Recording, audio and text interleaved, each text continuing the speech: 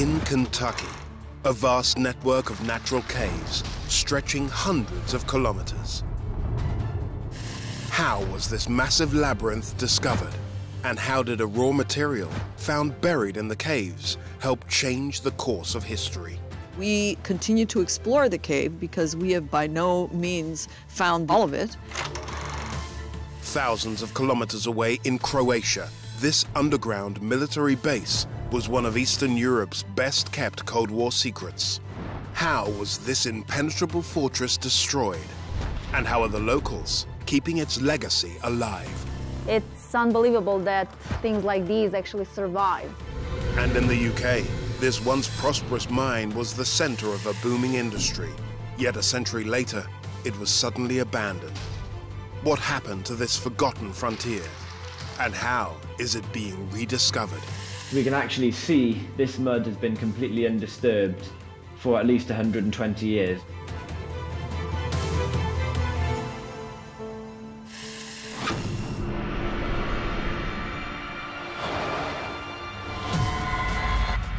Beneath our feet lie extraordinary subterranean spaces. We're miles away from civilization down here. Caves, mines, and networks of tunnels. The jewel in the crown for underground technology. Some designed and built by humans. Others formed by nature over millions of years. How were they created and adapted? By whom and why? If the enemy takes one section, he's not able to stand down there and shoot into the other section. Throughout history, life underground has captured our imagination. It creates very frightening but also very beautiful experience. Now we're taking you further and deeper. There's all kinds of wild theories about what could be below. To unearth the mysteries, the secrets, and the wonders of these underground worlds.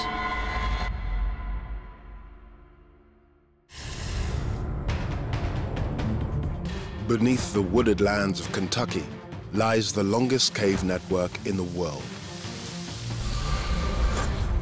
This massive labyrinth, consisting of over 800 kilometers of passages and cathedral-like caverns, has uncovered some of the earliest prehistoric artifacts in the region, including human remains over 6,000 years old.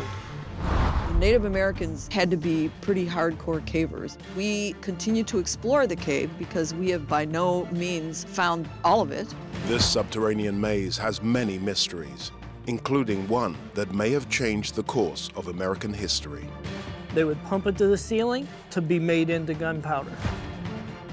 And an intrepid explorer and guide whose legacy is famous to this day. Stephen Bishop was the very first person to see this. He was the first to ever cross the bottomless pit.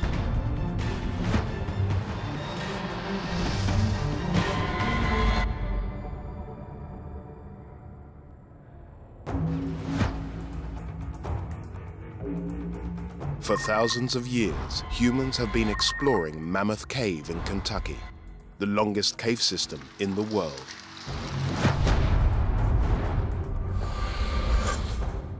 It is indeed massive, but it's got a great history. To me, that's one of the coolest things about Mammoth Cave is the original explorers. Dr. Pat Cambyses is an expert in cave geology and is fascinated by those who first discovered this underground layer. The unique thing about it is the Native Americans explored easily 12 or 13 miles just with the technology that they had. They didn't have boots, they didn't have lights like we have lights, and they saw an amazing amount of cave. The limestone caves, formed over 1 million years ago, were a lure for the early adventurers. Jeff Rose has been a ranger here at Mammoth Cave since 2015. Prehistoric Native Americans would have utilized Mammoth Cave for shelter, not only from storms during the summertime, but also sheltering from just the heat. In the summertime, this entrance behind me expels cold air that can be felt clear down on the Green River, which is about a 1/4 mile from where we're standing. When the first humans scouted the area, they would have stumbled upon a gaping hole in the earth.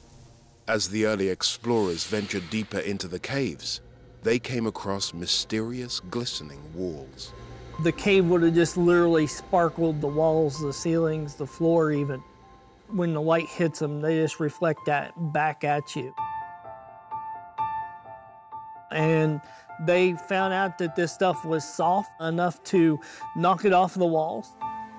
Here we're looking at hammer marks where the prehistoric Native Americans chipped gypsum off of the walls of the cave.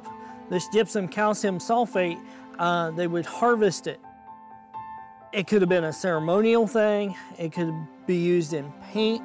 It could even actually been an agricultural product. We find it in fertilizers, paints, and food today that we consume.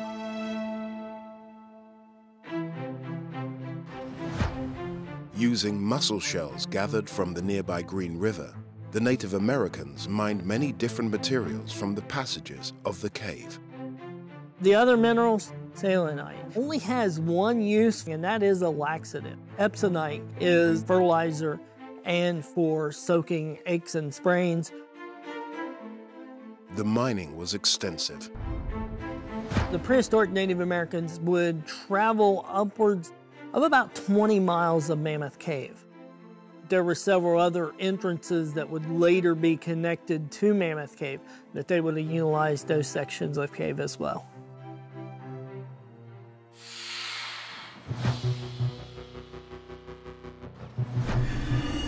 Quite by accident, an incredible find was made that shed light on how the first explorers worked inside these caves.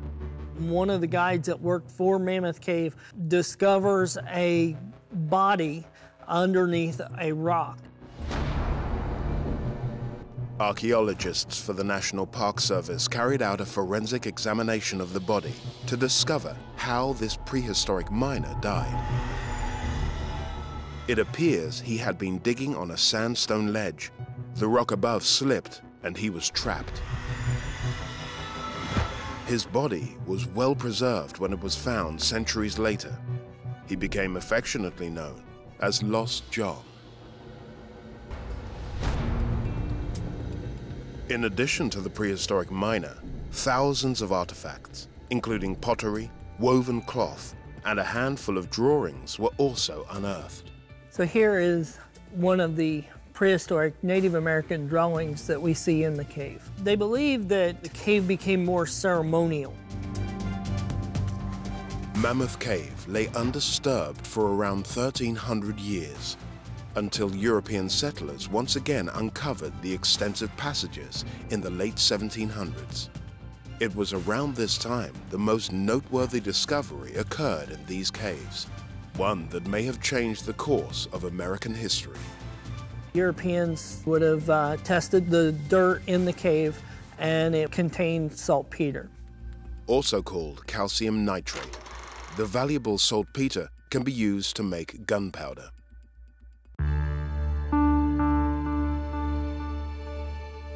Word spread about the quantity and the quality of saltpeter that was available here.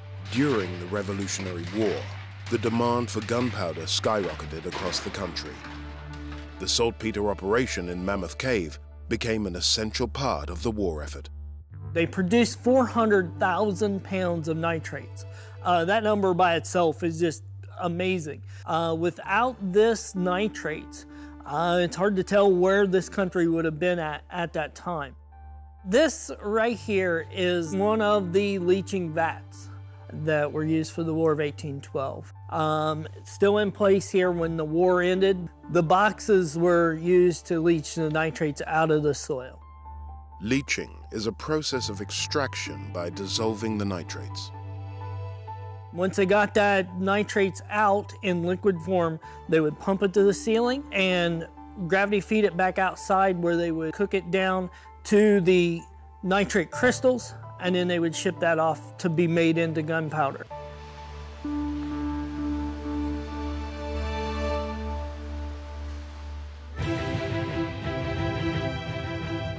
Dry conditions and a stable environment in the caves have preserved the remnants of a 200-year-old operation.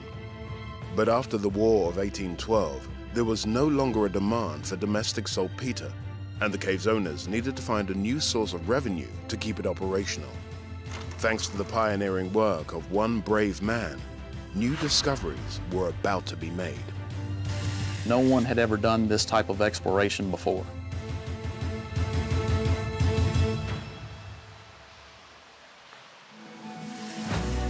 The War of 1812 ended with the signing of the Treaty of Ghent in 1815, and guns were laid down by both sides. Gunpowder was no longer in high demand, and Mammoth Cave saltpeter deposits were all but abandoned. But new light was on the horizon for the cave network, and it came in the shape of tourism. People traveled from all over to see the vast caves. New industry began, which was tourism. The first tours started at Mammoth Cave in 1816. One of the main routes that they began to tour was up in this passageway called Gothic Avenue. Jackie Wheat is an expert in this chapter of Mammoth Cave's history. Kind of resembled the old Gothic architecture. A lot of old stalactites and dripstone formations. And in this passageway, you can see numerous candle smoke signatures on the ceiling. We call this historic graffiti. We wouldn't allow it today. This candle smoke writing dates back to the early 1800s. Some of these names written on the ceiling are the old gods that worked here early on, the Miller family, the Gatewood family. Another signature you find in this passageway is one of Stephen Bishop. In 1839, Stephen Bishop, an enslaved teenager, was introduced to Mammoth Cave by the owner of the site, who wanted to open it up as a tourist attraction. Soon, Stephen began exploring the depths of the caves and became a legend to all who followed in his footsteps. Throughout his career at Mammoth Cave, he became very famous for his discoveries. Soon, Stephen began giving tours himself. He took visitors to the deepest and darkest parts of the cave, where only the bravest explorers would dare to go. As visitors read more about Mammoth Cave, they would actually know to ask for Stephen by name because they wanted the discoverer and the explorer to personally take them on a tour. Using ropes and a small lantern for light, Stephen navigated his way through the unknown caverns, discovering tunnels, underground rivers, and the bottomless pit.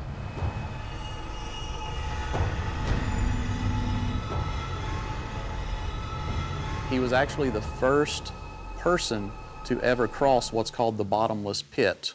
Behind me you see a steel bridge today that spans the bottomless pit, but in Stephen's day it would have been just a black void. No one had ever done this type of exploration before. To span a ladder or a pole across it, hoping that it hits something on the other side, and then trying to scoot out on it, not knowing how deep he might fall, what was beyond it. And while his journey to the other side of the bottomless pit was extraordinary, it certainly wasn't his last accomplishment. We're now at the very bottom of the cave system at the water table. The next big discovery that Stephen Bishop made was the underground river system. Word of Bishop's discoveries spread, and scientists flocked to see for themselves. One find in particular caused great excitement. The eyeless cavefish are very unique. They're an endangered species, no skin pigment, no eyes. They live their entire life in a dark environment. Unique to Mammoth Caves, the incredible eyeless cavefish, Amblyopsis spelaea, has adapted to the lightless and low-energy environment of the caves. As it evolved, the species stopped growing eye structures and unnecessary skin pigments. Stephen Bishop was the very first person to see this. He actually went beyond the river system and found many more miles of passageways. It's a remarkable achievement for him to accomplish with very limited resources. Today, Stephen's legacy lives on. His courage and determination continue to inspire the next generation of explorers. It was his map that was used decades after he was long gone and had passed away that many generations continued to use and explore off of that. While over 600 kilometers have already been mapped, experts estimate there may be another 1,000 kilometers still to find. Thankfully, one organization has made it their mission to follow in the footsteps of Stephen Bishop and to document as much as they can of the seemingly never-ending passages. We continue to explore the cave because we have by no means found all of it, and we also document what we explore. Dr. Pat Kambisis and her survey team now make regular monthly exploratory missions into the caves on the hunt for new tunnels and more answers. You start with one point, and you pick a second point, and you set your measuring device so it measures the distance between the 2 points. And then you have a compass of some sort so that you could get the bearing between the 2 sites. There is a person who is taking notes and making a representative sketch of the cave. The data they collect can be turned into highly detailed maps. Maps tell us how long the cave is, how deep the cave is, and where it is in relation to the surface. We use these maps as the basis for continuing our exploration work and our survey work.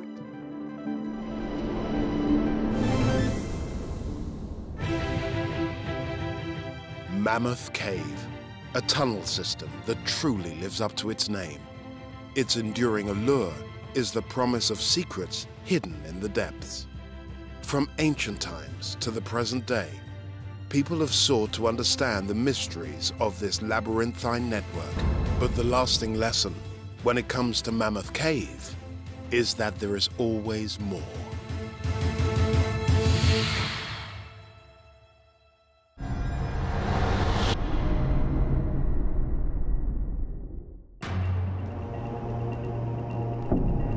Precariously located between communist and democratic Cold War enemies, the country of Yugoslavia was forced to protect itself. Their answer was to build a top-secret lair inside a hollowed-out mountain. It was built in complete secrecy. With the latest weapons, aircraft, and communication systems, this base's underground complex included over 3 kilometers of tunnels. The idea was a strong enough base that could sustain a 20-kiloton nuclear bomb. As times changed and Yugoslavia was torn apart, what led to the demise of this impenetrable military facility? Some undeveloped films. It's unbelievable that things like these actually survived. How are locals keeping its legacy alive for the next generation? The majority of its people wanted democracy and independence.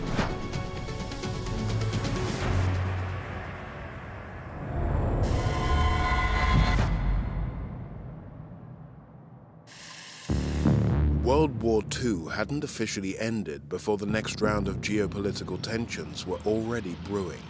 This time in a Cold War between the communist nations of the Eastern Bloc and the democratic countries of the West. Caught in the middle was Yugoslavia. Made up of 5 member nations, it chose not to side with either Cold War superpower. In 1944, Yugoslavian revolutionary Josip Broz, nicknamed Tito, and his formidable resistance army, the Partisans, led a ferocious campaign to drive occupying Axis forces out of the country in order to establish their own communist state. When the Cold War began, Tito did not fully align with Soviet Russia and was the first communist leader to openly stand against Stalin and the empire he created.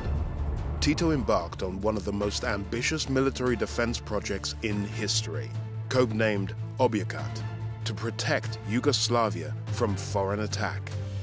Today, Croatia is full of remnants of the past military might of Yugoslavia. Croatia is a country full of famous sites that many tourists are visiting. But also, there are some fascinating locations off the beaten path. Historian Eva Perikovic is on a mission to keep the legacy of Croatia's dark past alive for the next generation. In a small village of Željava, there is an underground abandoned military base and military airport.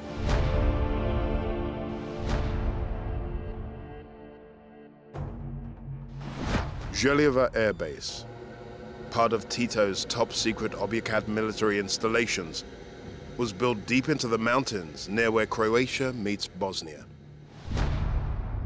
Strategically, it has been chosen because of the good position. It was deep enough into the Yugoslavian territory, but also close enough to the important points of the former country.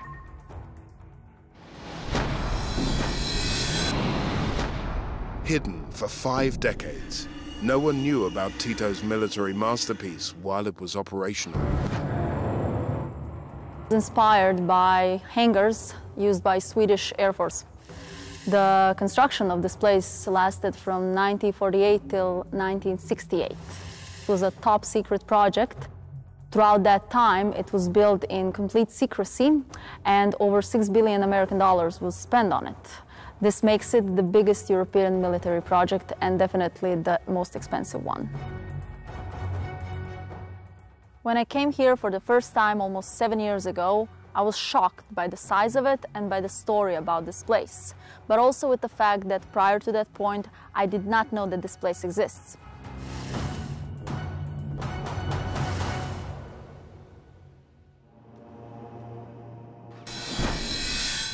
The facility played a key role in Yugoslavia's early warning network, with short-range tracking and targeting radars.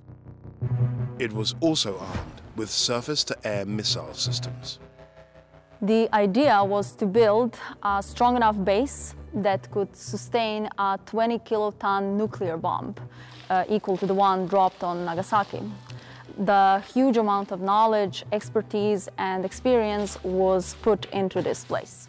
This massive subterranean airbase was able to house 2 full fighter squadrons and 1 reconnaissance squadron, all within its 3.5 kilometers of strategically planned tunnels. The total length of the inside facility is about 3.5 kilometers, with the middle part wide enough to fit about 80 MiG-21 airplanes, each with its own power and fuel station. It was also designed to be a fully self-sufficient underground city. Power generators, fuel tanks, kitchen and a cafeteria that could host up to 1,000 people at a time, rockets and bomb storages, doctor, classroom, crew quarters. Those were all parts of this complex for a normal, everyday functioning of the base. The complex had its own underground water source, and fuel was brought by a network of pipes.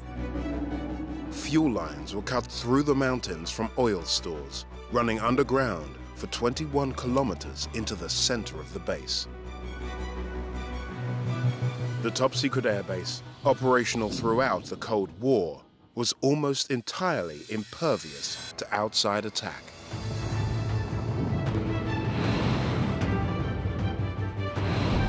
The base had 4 armored doors that could be opened and closed by a mechanism.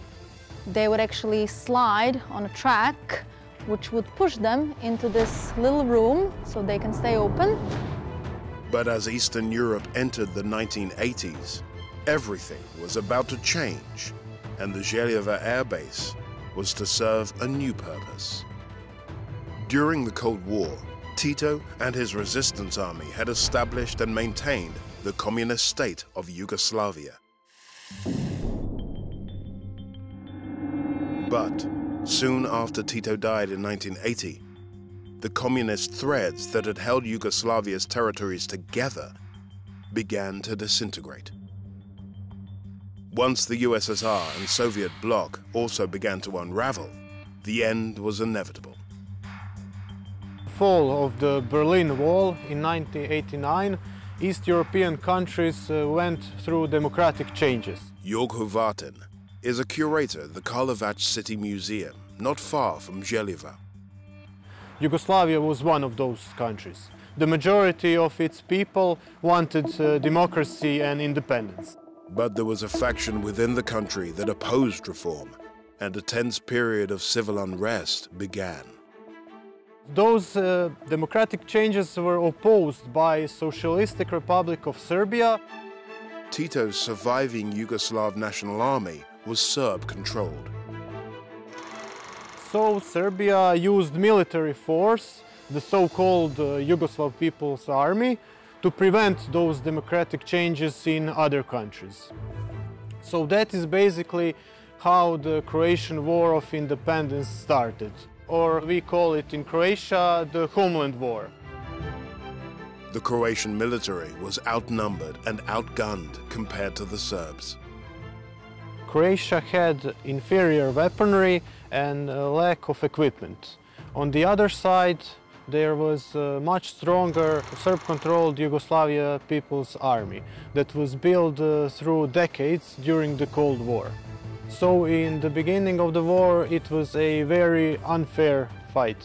So Croatian defenders needed to improvise. For example, in the lack of weapons, they put some metal on vehicles like trucks or tractors, so they could have something to fight back. Meanwhile, the Serbs maintained control of Tito's impenetrable base, although it was located in Croatian territory. From the underground Željava air base in 1991, there was an air attack on the Croatian village. So the Croatian soldiers fired with machine guns at the attacking MiG-21, and they damaged it and destroyed it. Tragically, most of the casualties were civilians.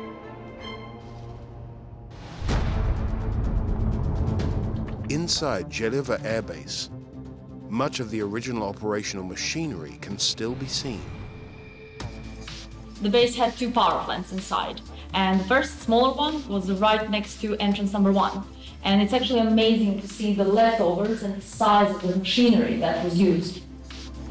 In the deepest recesses of the colossal underground complex lies the heart of Željava. The top-secret headquarters was known as the Vidas Star. Deep inside the mountain, there was an HQ, the brain of the complex. The rooms around me were kitchen and a cafeteria, doctor, photo developing room, communication interception room, and everything else for a normal functioning of the base. Despite a huge military advantage, the Serb forces feared losing their assets in Croatia, including control of the airbase. When the Yugoslav People's Army withdrew from the base in 1992, they devised a plan to prevent Croatian forces from seizing it. The decision from the Yugoslavian army was to completely destroy the runways and the airplane base. Pre-designated areas were built into the structure, with the purpose of being filled with explosives to destroy the base in the event of enemy invasion. The original designers couldn't have imagined its final destruction would come from their own nation being torn apart. This is the elevator shaft, or what's left of it, leading all the way up to the control tower on top of the mountain.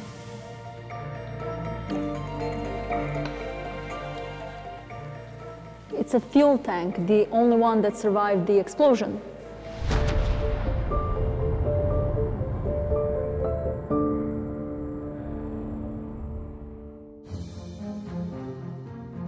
Today, what's left of the airbase lies scattered across the complex. Many of the aircraft were left abandoned at the site. Due to the number of landmines found inside the tunnels and the extensive explosive damage, the site will likely remain abandoned for years to come. And yet, a complex that was built to be indestructible still remains impossible to destroy.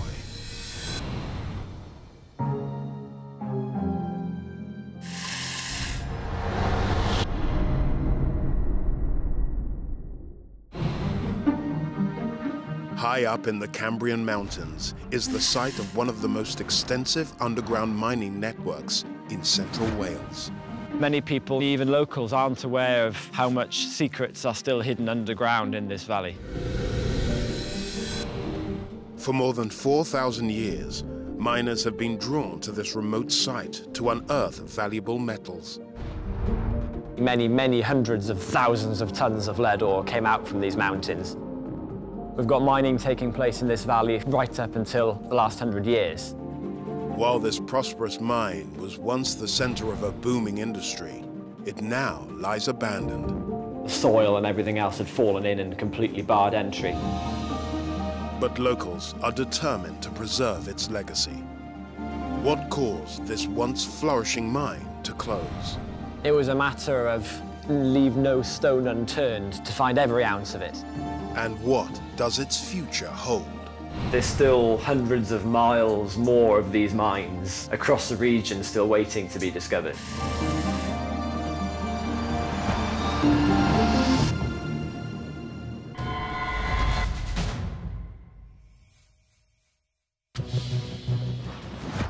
Offering some of the most breathtaking landscapes in the UK, the Cambrian Mountains in Wales were formed over 540 million years ago.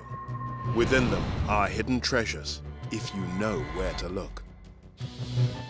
So there's much more to this valley than meets the eye on the surface. We've got a hidden world of underground levels, passages, tunnels.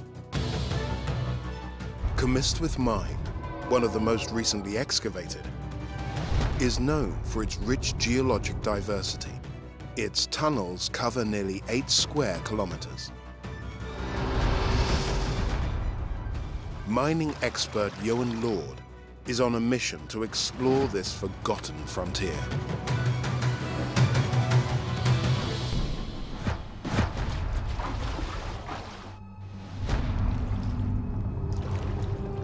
The walls of the mine's entryway, also referred to as an adit, are full of metal ore deposits that don't rust, such as lead, zinc, and copper.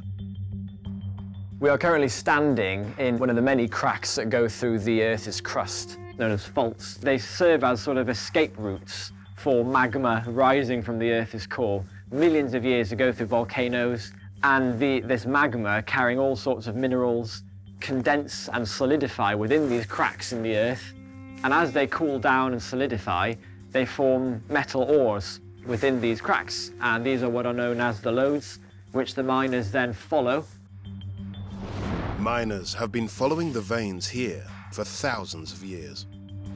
We've got mining taking place in this valley from over 4,000 years ago, right up until the last 100 years. The mines were first exploited for the ore of copper, about 2100 BC in the early Bronze Age. Moving on to the Roman occupation in the early AD centuries, it was first mined for lead.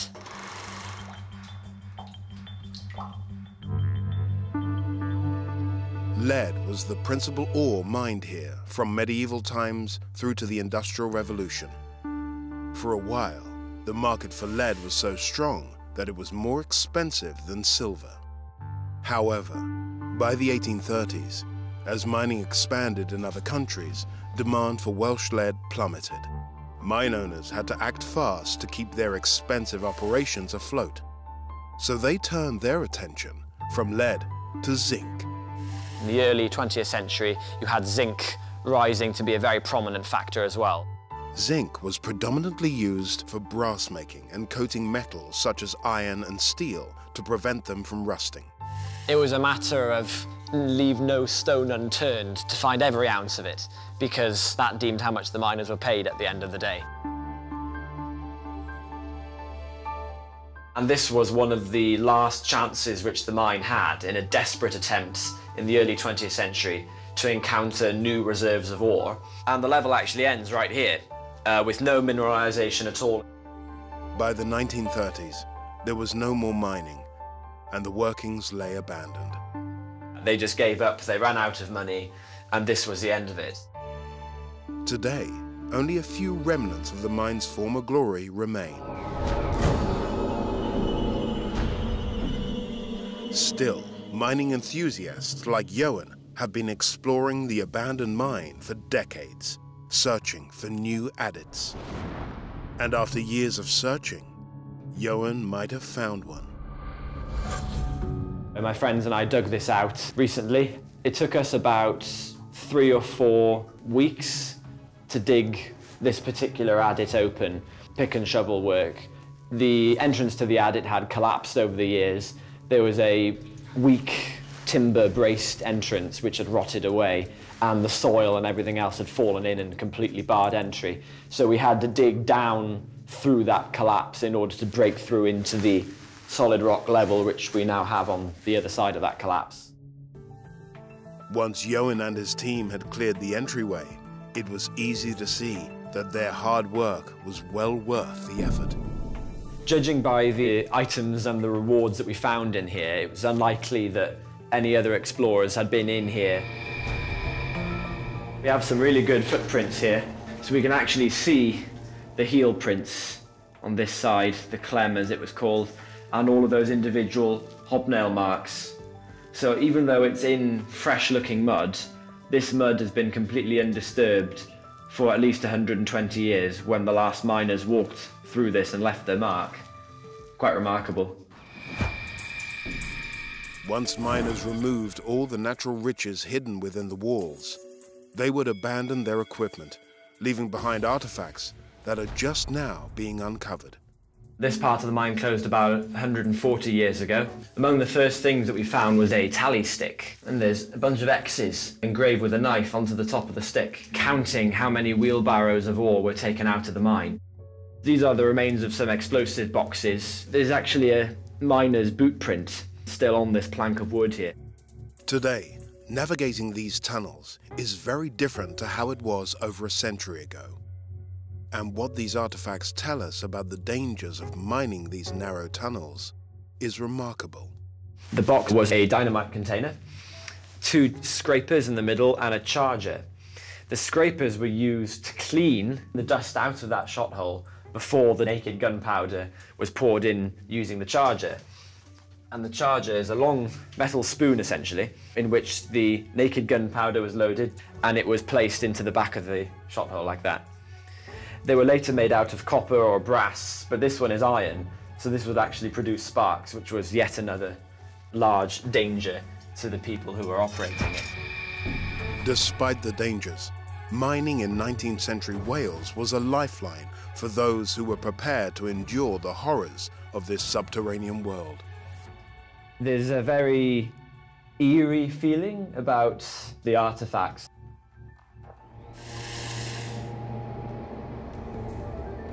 Without the technologies of modern mining, little was known about the stability of the mountain or the risk of collapse.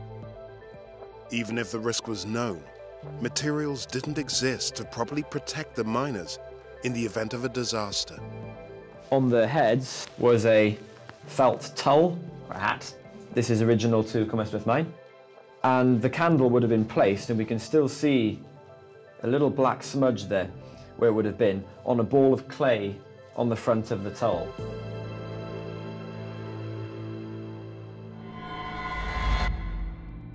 Johan's one-man mission to explore the mines dug deep into the bedrock has uncovered some rare finds. This area that we're going to next, even fewer people see. It's sort of behind the scenes, if you like, with a bit of a dangerous collapse on the left-hand side here, having to go up and past. But it does open out again on the other side, so that's where we're going next.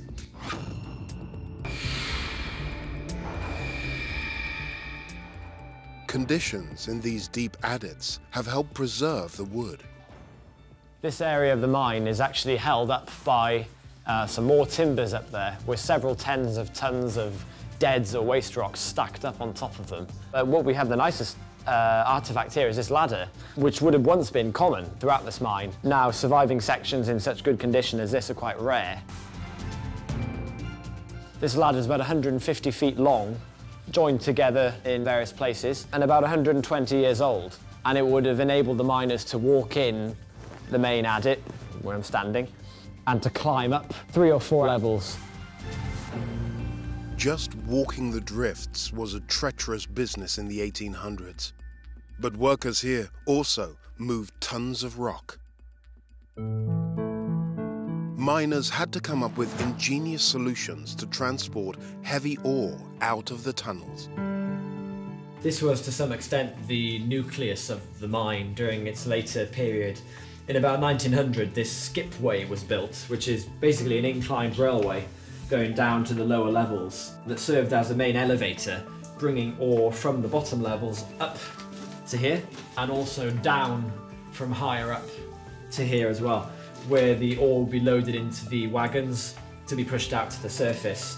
It was actually worked by a compressed air winch sited at the top. The skipway extends over 90 meters below the valley floor. Miners were stationed on each level, ready to load the wagon, which would then continue on its journey along the skipway. There's 7 or 8 levels extending 700 feet above us to the top of the mountain. The depth at which we're standing is about 700 feet below surface at this point, and about a quarter of a mile in from the entrance. Recently, Johan made another monumental discovery. We are approaching the most productive area of the Cwm Ystwyth mines, which are the workings on the main vein that was called the Comet Lode, and it's up behind this big pack wall here. This pack wall retains a huge amount of waste material that was gained from those workings and platforms extending up about 500–600 feet. The wooden hopper here was built into the pack wall with a sliding door behind these 2 hinges so that material could be thrown down, piled up behind the door. The door was then opened to direct the material into wagons sitting here, and then all that material then was trammed out over the bridge behind me. The sheer size of the Comet Lode is hard to fathom. This is one of the largest excavations on the Comet Lode. When the entire width of the vein is extracted, the chamber that's left behind by all of that material, all of that rock being taken out, is called a stope. And this one in particular extends up for about 200–300 feet in height. So you can see timbers right up there high above us. Above those timbers, that's merely a working platform, and above that is another 500–600 feet of workings going right up to the top of the mountain. To see workings on this scale, where men would have hung on chains hundreds of feet above us with one little candle to light their way, is quite spectacular and worked in this place. Of course, the miners would never have seen all of this in its entirety. They would have seen 1 or 2 little candle lights like twinkling stars high above them. They wouldn't have had an idea of the scale or the shape of this cavern in its entirety.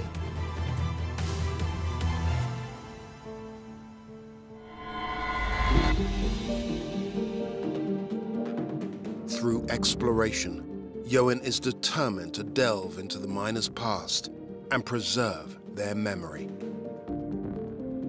There is no one comprehensive map, there probably never will be, of the 20, maybe even 30 miles of workings in here. There's a huge amount still to explore and still to survey and build up sort of an idea of what we've got going on in here, and hopefully improve our mapping over the years as we continue to explore. There's still hundreds of miles more of these mines across the region still waiting to be discovered.